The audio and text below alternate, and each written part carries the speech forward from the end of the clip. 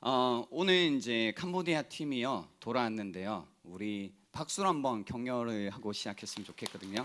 예, 정말 수고 많이 하셨습니다. 그리고 또 한 주간 동안 열심히 세상에서 애쓰고 분투하셨던 여러분들을 위해 우리 옆에 분들을 바라보시면서 이렇게 격려했으면 좋겠습니다. 함께여서 감사합니다라고 인사해 주시기 바랍니다. 네, 좋습니다. 이번 여름 국내 선교 때 기억나는 만남이 있습니다. 그것은 뭐냐면 노년의 시기에 있는 어르신들, 할아버지, 할머니와의 만남이었습니다. 특히 그분들이 반복하셨던 말씀이 기억에 남습니다. 이런 이야기였습니다. 늙어서 이제는 별로 필요 없다. 늙어서 이제는 별로 뭐 없다. 뭐 이런 이제 늙었기 때문에 뭔가 삶의 무기력함과 또 서글픔, 공허함 같은 것들을 계속 표현하셨는데요. 그게 굉장히 이제 기억에 많이 남더라고요. 왜냐하면 뭐 저도 그렇지만 여러분 모두가 나이가 어떻게 될까요? 들겠죠. 그러면 그런 겁니다. 나이가 들면 다 그런 것인가? 라는 생각을 하게 됩니다.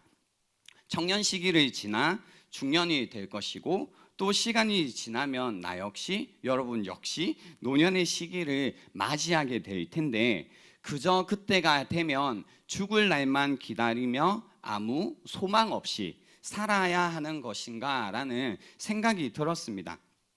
무엇인가 말로 설명할 수 없는 어둠의 어떤 절망의 그림자라는 것이 드려져 있다라는 것을 느꼈을 때 그때 오늘 본문이 무엇인가 그러한 삶에 관해 답변을 해주는 것 같았습니다.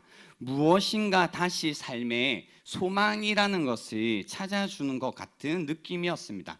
그 이유는 오늘 본문에 어떠한 요소가 들어있었기 때문인데요. 그게 무엇이었냐면 감탄이었습니다. 여러분 혹시 한 주간 지내시면서 어떤 일이나 사람이나 무언가를 보고 느끼시면서 감탄하신 적이 있으신가요? 우와! 뭐 이런 거 있잖아요. 놀라신 거 아니시죠? 죄송합니다. 우와! 막 어떤 놀라고 경이로워하고 하신 그런 경험이 있으시냐라는 겁니다. 작은 일이든 큰 일이든 상관없이 삶의 어떤 경이로움을 느끼거나 경험하신 그 무엇이 있냐라는 겁니다. 저는 한 주간 날씨가 많이 더웠지만 그 하늘을 볼 때는 날씨는 좋았잖아요. 하늘을 볼 때 이 하늘과 그 구름을 볼 때마다 우와 감탄을 하고 지내긴 했는데요. 여러분도 그런 어떤 감탄을 토해내신 기억이 있냐라는 겁니다. 오늘 본문을 보면요. 이런 감탄으로 시작합니다. 1절입니다. 보라, 아버지께서 어떠한 사랑을 우리에게 베푸사 하나님의 자녀라 일컬음을 받게 하셨는가? 우리가 그러하도다. 이렇게 이제 감탄인데요. 제가 또 실패했네요. 제가 이걸 읽으면서 정말 감탄하듯이 읽고 싶었는데 다시 한번 이제 읽어 보면요. 훨씬 이제 마음의 준비를 하고 이런 겁니다. 네, 그런 겁니다. 아시겠죠? 그래서 이제 이 어떤 감탄의 마음이 여기 담겨져 있는데 실제로 NIV 버전을 이제 영어 성경을 보시면요, 이 문장이 아예 감탄문으로 적혀 있습니다. How great 하면서 이제 아예 감탄문으로 적혀 있는데요.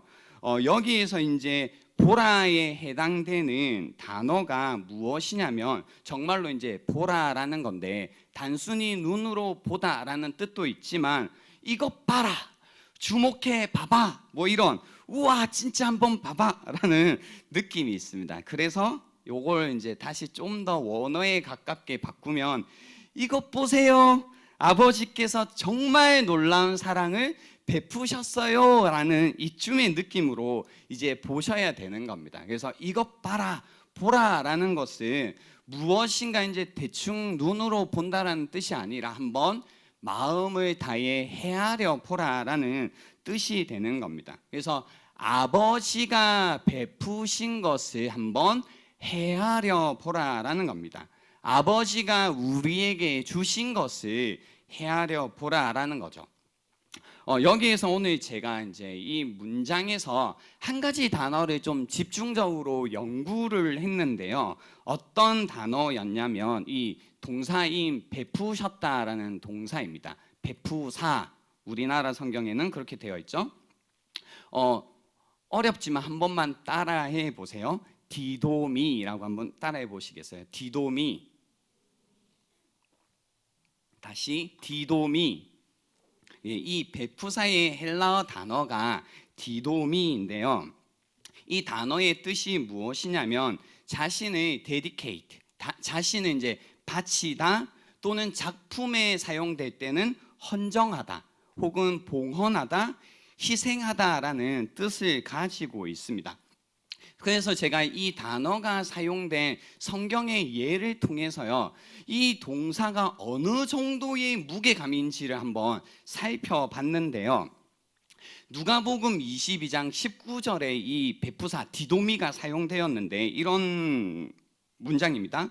또 떡을 가져가사 감사 기도하시고 떼어 그들에게 디도미 주시며 이르시되 이것은 너희를 위하여 주는 디도미 내 몸이라 너희가 이를 행하여 나를 기념하라 하시고 할 때 이 베푸사라는 동사를 사용했고요. 또 마가복음 10장 45절에 인자가 온 것은 섬김을 받으려 함이 아니라 도리어 섬기려 하고 자기 목숨을 많은 사람의 대속물로 디도미 주려 함이니라라는 것. 또 디모데전서 2장 6절에 그가 모든 사람을 위하여 자기를 대속물로 디도미 주셨으니 기약이 이르러 주신 증거니라 라고 해서요, 이 디도미 베푸사라는 동사는 그런 거죠. 내가 너에게 뭐 사탕 하나를 디도미 할게 이때 쓰는 정도가 아니라 이제 목숨 정도는 줄 때, 목숨 정도를 바치겠다라고 할 때 사용되는 무게의 동사라는 것을 성경의 다른 예들을 통해서 좀 알 수 있었고요. 사실 이 동사를 좀 더 자세하게 보면요, 그 어떤 뜻이냐면 어떤 목적을 위해 이렇게 무게감 있게 바치는 것이다 라는 뜻입니다. 그래서 갈라디아서 1장 4절에는요 그리스도께서 하나님 곧 우리 아버지의 뜻을 따라 이 악한 세대에서 우리를 건지시려고 우리 죄를 대속하기 위하여 자기 몸을 디도미 주셨으니라고 적혀 있는 겁니다. 그래서 갈라디아서 1장 4절 말씀을 통해 특별한 목적이 무엇이었냐면 우리를 건지시려고 우리 죄라는 것을 대속하기 위한 목적으로 그리스도의 그 몸을 디도미 주셨다라고 이야기하시는 겁니다. 그래서 오늘 성경 말씀을 왜 감탄히 하게 되는 거냐면 오늘 말씀에서 우리에게 주셨다, 베푸셨다라는 사랑이라는 것은 가벼운 사랑, 그냥 있으니까 하나 더 준 것, 뭐 이런 정도의 느낌의 사랑이 아니라 굉장히 무거운 목숨을 내어주는 정도의 무게감의 사랑을 우리에게 베풀어 주셨다, 헌신해 주셨다라는 것이기 때문에 굉장히 이제 감탄하게 된다라는 겁니다. 또 이 디도미 베푸사라는 동사에는요 그 사적인 게 아닌 공적인 행동일 때, 그러니까 무언가를 주었다라고 할 때 그냥 뭐 아무도 보이지 않는 곳에서 조용하게 소곤소곤 내가 이거 나한테 줄게 베풀게 이런 느낌이 아니라 공적인 자리에서 행하는 행동입니다. 그래서 공적인 행동으로 쓰여져 있고요. 그래서 성경에는 마태복음 28장 18절에 이렇게 사용되었는데요. 예수께서 나와 말씀하여 이르시되 하늘과 땅의 모든 권세를 내게 주셨으니, 여기 디도미라고 썼는데요. 이 권세, 하늘과 땅의 이 권세 정도의 이 공적인 어떤 선포가 이루어질 때 사용된 동사라는 겁니다. 그래서 이제 우리가 조금 더 이해하기 쉽게 이 공적인 사용을 설명하자면요. 그냥 여러분들이 이제 연애를 많이 하시잖아요. 연애할 때는 그냥 뭐 여러분이 사귄다, 우리 만나기로 했다 정도의 이야기일 때는 이 단어를 쓰는 게 아니죠. 그죠? 내가 그녀에게 내 사랑을 베풀었다. 뭐 이런 얘기는 조용히 하면 됩니다. 그죠? 예, 아무도 듣지 않게. 그러나 이제 이 이야기를 결혼식이라는 이제 세팅으로 오면 이 정도 단어를 쓰는 겁니다. 내가 이 여인에게 혹은 이 뭐 남자에게 내 인생을, 내 삶을 헌신하겠습니다, 주겠습니다, 베풀겠습니다, 내어주겠습니다, 디도미 뭐 이런 정도일 때 사용되는, 그래서 한번 이것이 선포되면, 선언되면 공적인 어떤 선언으로 인정되는 그런 사랑, 그런 행동이다라는 겁니다. 그래서 이제 지금 오늘 말씀이 이거잖아요. 보라, 아버지께서 정말 놀라운 사랑이라는 것을 우리에게 베푸셨다라는 건데요. 이 이제 마태복음 28장 18절 말씀에서 뭔가 공적인 행동이라는 것을, 그래서 뭔가 모든 사람이 이제 인정할 만한 건세라는 것을 주셨을 때 사용된 것처럼요, 이 말씀이 또 언제 사용되었냐면 요한복음 1장 12절에서 이 말씀이 사용되었습니다. 혹시 요한복음 1장 12절을 암기하시는 분이 계신가요? 영접하는 자, 곧 그 이름을 믿는 자들에게는 뭐예요? 하나님의 자녀가 되는 건세를 주셨으니라고 할 때 이 주셨으니가 뭘까요? 예, 디도미라는 겁니다. 그래서 하나님께서, 우리가 하나님을 영접할 때, 하나님을 인정할 때, 그것을 진리로 받아들일 때, 하나님과의 관계로 들어갈 때, 영접하는다의 뜻이죠. 영접하고 곧 그 이름을 믿을 때, 그러니까 그 이름의 나라는 존재를 맡기고 신뢰할 때 우리에게 어떤 건세, 어떤 권리를 디도미 베푸셨냐면 공적으로요, 완전히 하나님의 자녀가 되는 건세를 주셨다라는 겁니다. 그래서 오늘 말씀이 보세요. 보라, 아버지께서 어떠한 사랑을 우리에게 베푸사 하나님의 자녀라 일컬음을 받게 하셨는가. 우리가 그러하도다라고 이 감탄문을 사용하고 있는 겁니다. 그래서 지금 사도 요한이 그렇게 놀라워하고 경이로워하고 감탄한 내용이 바로 이것이다라는 겁니다. 하나님께서 우리에게 정말로 놀라운 사랑이라는 것을 베푸셔서 이제 정말로 하나님 앞에서 하나님의 자녀라는 신분을 가졌다라는 겁니다. 여러분에게는 하나님이 우리에게 사랑을 베푸셨다, 그래서 나라는 존재가 이제는 하나님의 자녀가 되었다라는 이 사실이 여러분으로 하여금 우와, 나 하나님의 자녀래, 뭐 이런 감탄을 일으키게 하시나요? 한번 연습해 볼까요? 옆에 분들을 바라보시면서 우와, 나 하나님의 자녀래 한번 해보시겠어요? 예, 다른 거 보고 놀라시면 안 돼요. 예, 예, 우와, 내가 하나님의 자녀래. 네, 다른 거 보고 놀라시지 말라니까요. 예, C.S. 루이스라는 분은요, 기독교의 가르침 중에 가장 충격적인 것은 우리가 그리스도께 붙어 있기만 하면 하나님의 자녀가 된다는 것이다라고 했습니다. 그리고 하나님을 아는 지식이라는 책에서 제임스 패커는 그리스도인이란 무엇인가, 이 질문에 대해서는 여러 가지로 대답할 수 있다. 하지만 내가 아는 가장 의미심장한 대답은 그리스도인은 하나님을 아버지로 모신 사람이라는 것이다 라고 해서요, 이 하나님의 자녀됨이라는 것이 기독교의 가르침 중에서 가장 놀랍고 충격적인 가르침 중에 하나다라는 겁니다. 그래서 어떤 사람이, 그리고 여러분 스스로가 내가 기독교를 잘 이해하고 있구나를 보시기 위해서는 잘 판단하기 위해서는 나 스스로가 하나님의 자녀다라는 이 어떤 생각이 분명한지를 살펴보면 되는 겁니다. 나는 하나님의 자녀고 나는 하나님을 나의 아버지로 모시고 있다. 이것이 이제 얼마나 중요한지를 보면 되는 건데요. 왜냐하면 이 관계가 여러분이 신앙생활 할 때 모든 것들을 좌지우지하기 때문입니다. 그래서 내가 스스로 하나님의 자녀임을 잘 모르고 있구나, 그래서 하나님이 나의 아버지 되심을 잘 이해하지 못하게 되면요, 이제 자꾸 이제 신앙생활 하는 것이 굉장히 어려워지게 됩니다. 제가 이 내용은 어떤 책에서 봤는지 잘 기억이 나지 않는데요. 예전에 이제 발췌해 둔 내용인데 이런 내용이 있었거든요. 어떤 사람이 기독교를 얼마나 잘 이해했는지 판단하려면 자신이 하나님의 자녀라는 생각과 하나님을 아버지로 모신다는 생각을 얼마나 중시하는지 보라.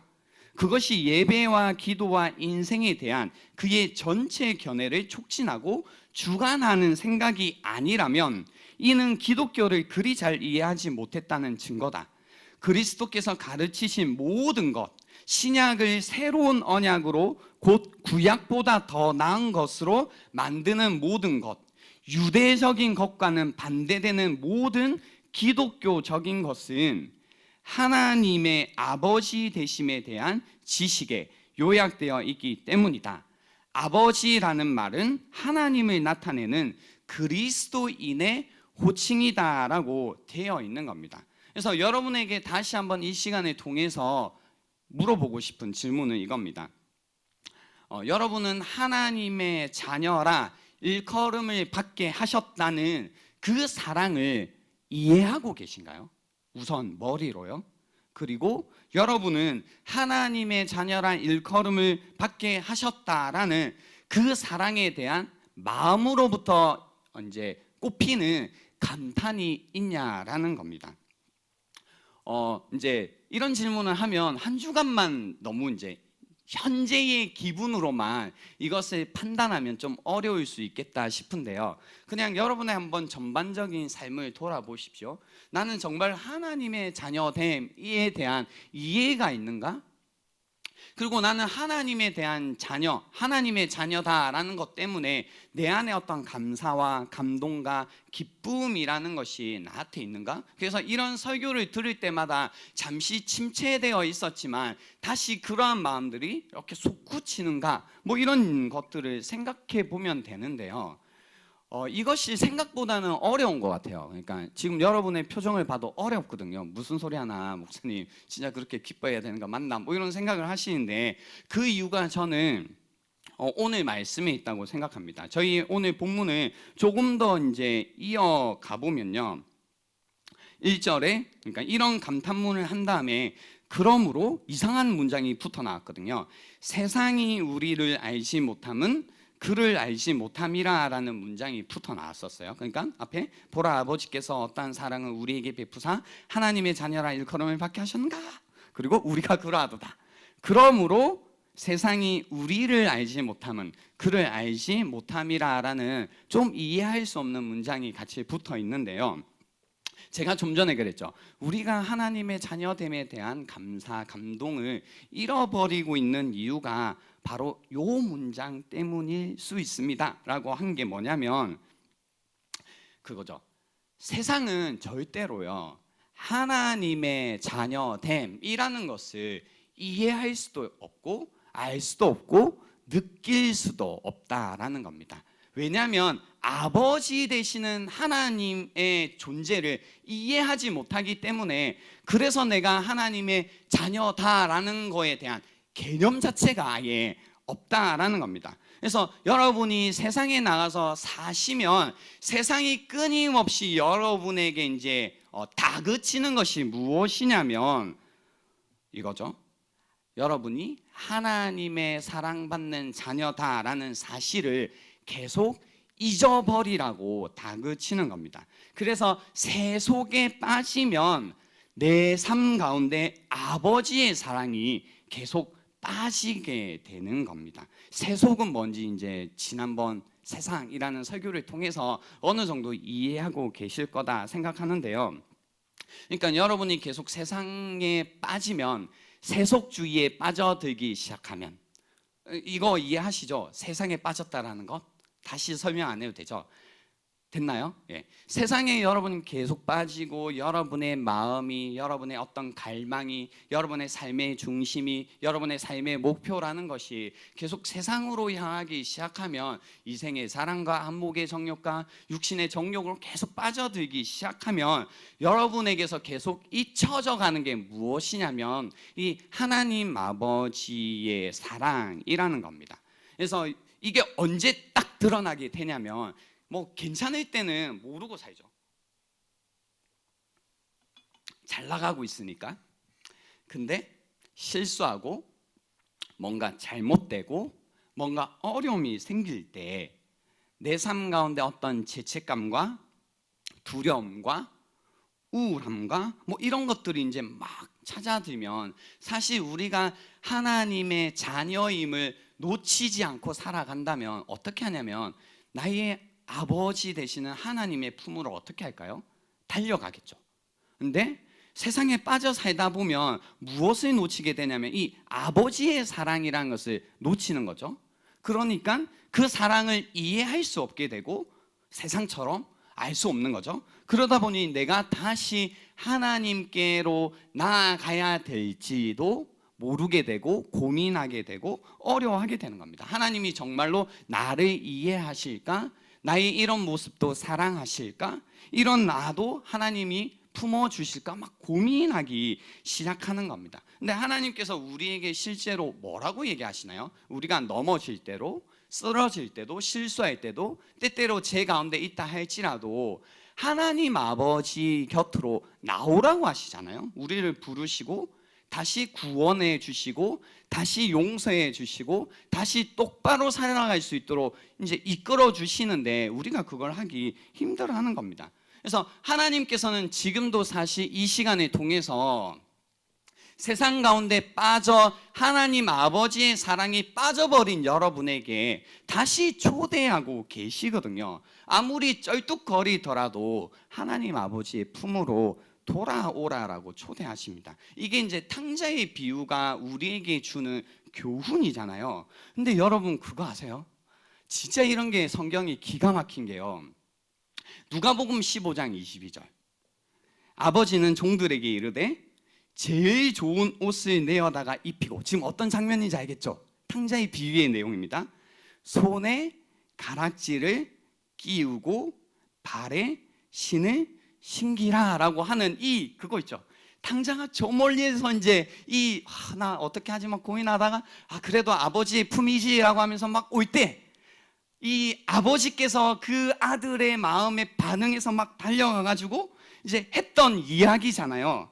제일 좋은 옷을 내어다가 입히고 손에 가락지를 끼우고 발에 신을 신기라라고 할 때 이 이야기.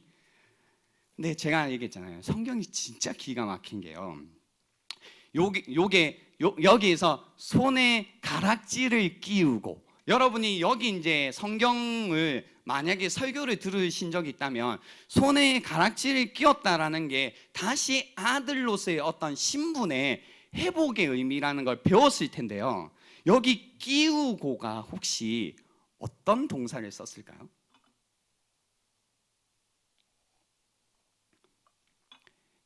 디도미, 베푸사라는 동사를 썼다라는 겁니다. 정말 기가 막히지 않아요? 저만 감동적인 거예요? 저는 보다가 놀랬거든요. 그렇구나. 하나님 아버지의 마음이라는 건 이런 마음이셨구나. 자기 자신을 내어 주어 우리에게 그 사랑을 베푸셨던 그 아버지께서는 지금도 우리가 하나님 아버지의 품으로 달려가기만 하면 그 사랑을 우리에게 지금도 여전히 베풀어 주시는구나라는 것 때문에 너무나 감동이 되었다는 겁니다. 지금도 우리가 그 아버지의 품으로 달려가기만 한다면 우리를 하나님의 자녀로서 받아주신다라는 겁니다. 우리가 이 하나님의 이 어떠한 사랑, 감격하고 감탄하기 시작하면 이 감동이, 이 감탄이 한 가지 소망으로 이어지기 시작합니다. 2절 말씀입니다. 사랑하는 자들아, 우리가 지금은 하나님의 자녀라. 아멘이신가요? 네. 장래에 어떻게 될지는 아직 나타나지 아니하였으나 그가 나타나시면 우리가 그와 같을 줄을 아는 것은 그의 참모습 그대로 볼 것이기 때문이니라고 해서 이 감탄이 소망으로 이어져 가기 시작합니다.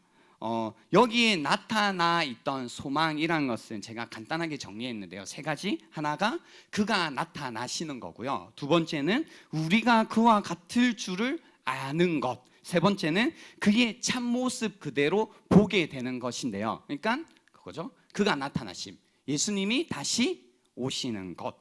두 번째, 우리가 그와 같을 줄을 아는 것. 예수님을 어떻게 되는 거예요? 우리가 닮아가는 것. 세 번째, 그의 참모습 그대로 볼 것. 하나님의 얼굴을 보게 되는 것. 이 세 가지 소망이 우리 안에 이제 나타나게 되는데, 여기 문장이 약간 어려워가지고요. 이 문장을 잘 설명한 성경의 다른 구절을 제가 가지고 왔습니다. 사도 바울은 이 표현을 똑같은 표현인데 조금 더 우리가 알아듣기 쉽게 표현했습니다. 고린도후서 3장 18절 말씀. 우리가 다 수건을 벗은 얼굴로 거울을 보는 것 같이 주의 영광을 보매 그와 같은 형상으로 변화하여 영광에서 영광에 이르니 곧 주의 영으로 말미암음이니라 라는 말씀입니다. 여기 말씀을 보면 그거죠. 우리가 지금 그거죠. 고린도후서 4장 6절에 나와 있는 것처럼 예수 그리스도의 얼굴에 있는 하나님의 영광을 아는 빛이 우리 마음 가운데 이제 딱 비춰지게 된 거죠. 그 가운데 이제 어둠 가운데 있던 우리에게 빛 대신 하나님을 알게 되고, 그래서 하나님 아버지를 알게 되고, 그냥 단순히 우리 마음 가운데 빛을 비춰주신 것뿐만이 아니라 이 빛의 근원인 하나님의 영광이라는 빛이 계속 우리 삶 가운데 비춰지는 겁니다. 그래서 그 빛을 보며 우리가 살아갈 때에 우리라는 존재가 점점 예수 그리스도를 닮아가는 그와 같은 형상으로 변화되어져 가다가 결국은 영광에서 영광으로 이르는 이 모습들이 이제 우리 안에 시작되게 되는 거죠. 아직 어려울 것 같아서요.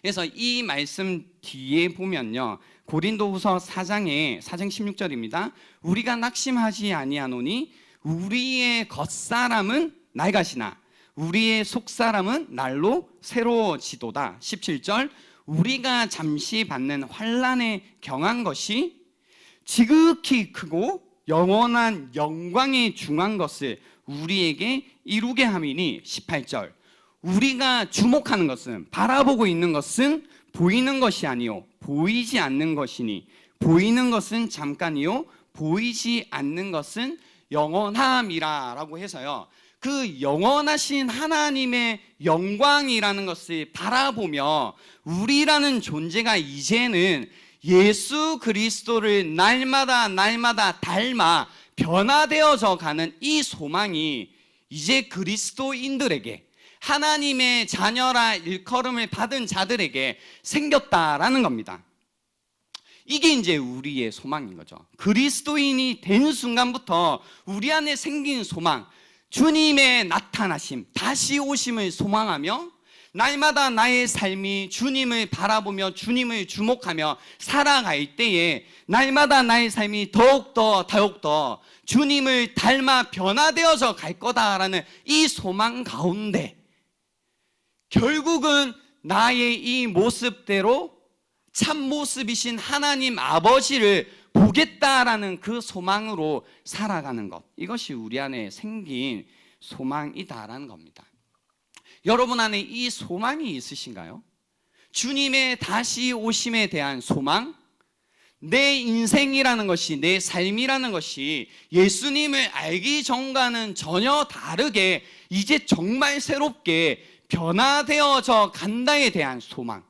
이렇게 주님을 닮아 변화되어져 가다가 결국은 이 변화의 완성인 그 하나님 아버지를 그 있는 모습 그대로 보게 되겠다라는, 그 영광을 그대로 보게 되겠다라는 이 소망이 여러분 안에 있냐라는 겁니다. 그래서 그가 나타나시면 우리와 그와 같을 줄을 아는 것은 그의 참모습 그대로 볼 것이기 때문이다라는 겁니다. 그래서요, 여러분, 우리가 이제 하나님의 자녀가 되면요, 인생의 어떤 절정, 클라이막스라는 게 바뀌는 겁니다.